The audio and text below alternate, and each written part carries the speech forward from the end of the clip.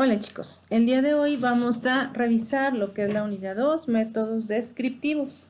Tenemos en esta diapositiva el contenido de la unidad 2, que son distribuciones de frecuencias, distribuciones relativas acumuladas y agrupadas, ¿ok?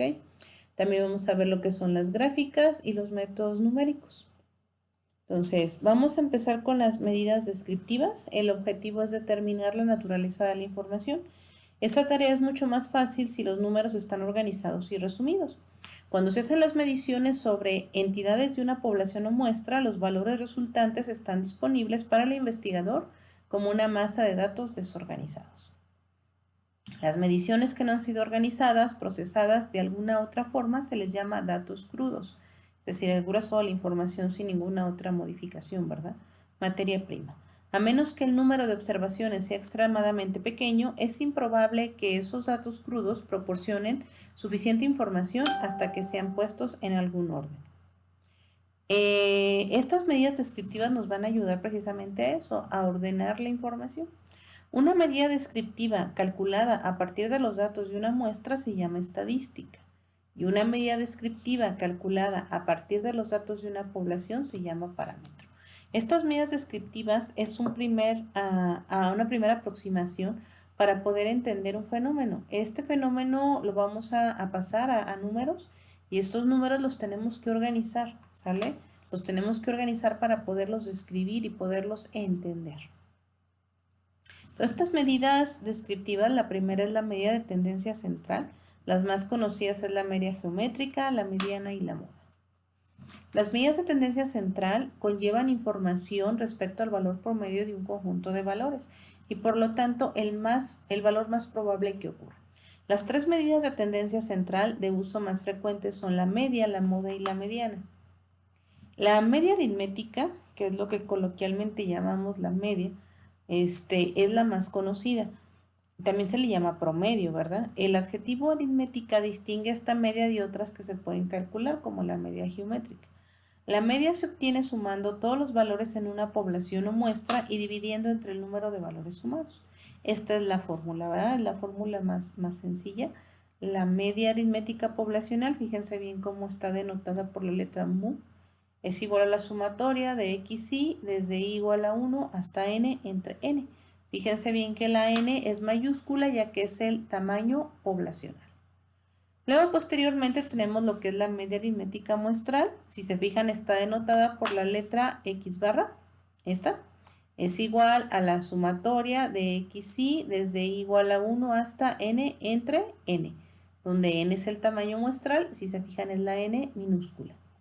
Luego seguimos lo que son las propiedades de la media. La media es única. Para un conjunto de datos existe una y solo una media aritmética, es única. La otra es que es muy simple. El cálculo y la comprensión de la media aritmética son muy sencillos. También se ve afectada por valores extremos. Esta, por favor, hay que poner atención, ya que cuando en el conjunto de valores hay datos extremos, es decir, que están muy separados uno de otro, entonces en este caso la media se va a ver afectada, ¿sale? Y en este caso, pues esa afectación a la media puede ser suficiente como para no ser representativa de la distribución de datos a partir de la cual se calcula. Aquí hay un ejemplo muy sencillo, ¿verdad? O sea, por ejemplo, ustedes se sacan en su promedio, llevan puro 10 en todas las materias y en bioestadística se sacan un 0, pues obviamente su promedio pues ya va a ser afectado por el 0 y no es tan representativo del desempeño que ustedes manejan en toda la carrera. Bueno, seguimos con lo que es la mediana. Es aquel valor que divide el conjunto de dos partes iguales, de forma que el número de valores mayores o iguales a la mediana es igual al número de valores menores o iguales a esta. Es decir, divide exactamente a la mitad la distribución de datos. Si el número de valores es impar, la mediana es el valor medio o central siempre y cuando todas las variables sean arregladas en orden de magnitud. Entonces, dice aquí la mediana, cuando el número de valores en el conjunto es par, no existe un valor medio único, sino que existen dos valores medios. En tal caso, la mediana corresponde a la media de esos dos valores centrales. cuando todos los valores son arreglados en orden de magnitud. La mediana del conjunto de datos es la n+1 enésima observación, cuando las observaciones han sido ordenadas. Es única.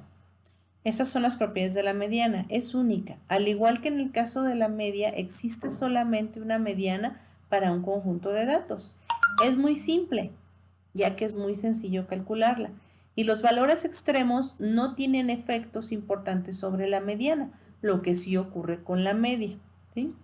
Pues en este caso, cuando tengo valores extremos, pues podríamos recurrir al uso de la mediana como una medida de tendencia central. Lo que es la moda es un conjunto de valores. La moda de un conjunto de valores, es aquel valor que ocurre con mayor frecuencia. Si todos los valores son diferentes, no hay moda. Un conjunto de valores puede tener más de una moda. Puede ser una distribución bimodal. En cuanto a las medidas de dispersión, fíjense bien, las medidas de tendencia central me van a decir los valores centrales. Y las medidas de dispersión me van a hablar de qué tan dispersos o el grado de concordancia entre los valores. Entonces dice aquí rango, varianza, desviación estándar y coeficiente de variación. La dispersión de un conjunto de observaciones se refiere a la variedad que muestran estas. Una medida de dispersión conlleva información respecto a la cantidad total de variabilidad presente en el conjunto de datos. Si todos los valores son iguales, no hay dispersión, pero si no todos son iguales, entonces existe dispersión en los datos. La magnitud de la dispersión es pequeña cuando los valores, aunque diferentes, son cercanos entre sí. Este es el polígono de frecuencias. Si ustedes se fijan, tenemos los puntos unidos por una línea, ¿verdad? Entonces, en el eje de las Y iría lo que es la frecuencia de X y en el eje de las X irían cada uno de los valores que toman las modalidades, es decir, de menor a mayor, ¿verdad? Si se fijan aquí en el centro, tenemos lo que es la media.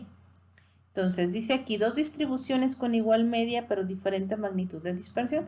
Si se fijan, la de población A y la población B están cargadas hacia el centro en la misma media. Tienen una misma medida de tendencia central. Pero si se fijan, una es más leptocúrtica que la otra es más platicúrtica. Todavía no lo vemos, pero platicúrtica y mesocúrtica y leptocúrtica se refieren al grado de aplanamiento de las curvas, ¿ok? En este caso, la población A es más alta y espigada. ¿Qué significa esto? Que la mayoría de los datos caen hacia el centro de la distribución. Y si se fijan, estos dos puntos no están tan separados. El grado de concordancia de los datos es grande, es decir, no hay mucha discrepancia entre ellos y por lo tanto se carga la información hacia el centro de la distribución. En el caso de la población B, aquí hay mayor dispersión. Si se fijan, tenemos los valores extremos, están más separados, por lo tanto el rango es más amplio y por lo mismo los datos están más dispersos, más separados, más distribuidos en las diferentes modalidades que puede tener esa variable. Y por lo tanto la la curva está más aplanada y por lo tanto es más platicúrtica. Entonces, el rango o intervalo de variación, se refiere que es la diferencia entre el valor más pequeño y el más grande. Eso que lo vimos gráficamente se puede calcular con esa ecuación. R es igual a el valor mayor menos XS, que es el valor menor. Ese sería el rango o intervalo de variación. Lo que es la varianza se refiere cuando los valores de un conjunto de observaciones se encuentran ubicados cerca de su media, la dispersión es menor que cuando están separados. En consecuencia, se puede pensar intuitivamente que es posible medir la dispersión en función del esparcimiento de los valores alrededor de su media.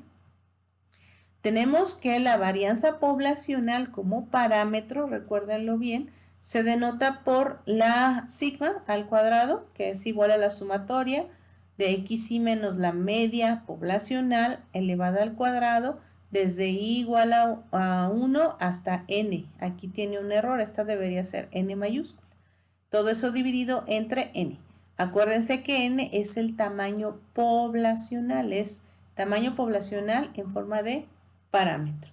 Si nosotros vemos la varianza muestral como un estimador, El estimador se denota por su letra S, S al cuadrado, que es igual a la sumatoria desde I igual a 1 hasta n minúscula de x y menos la media muestral, todo esto elevado al cuadrado entre n menos 1, n minúscula, donde la x y es cada uno de los valores de la variable, aquí se movió, pero es este valor, es la x barra, es la media muestral y n es el valor muestral, ¿ok? Este sería el estimador.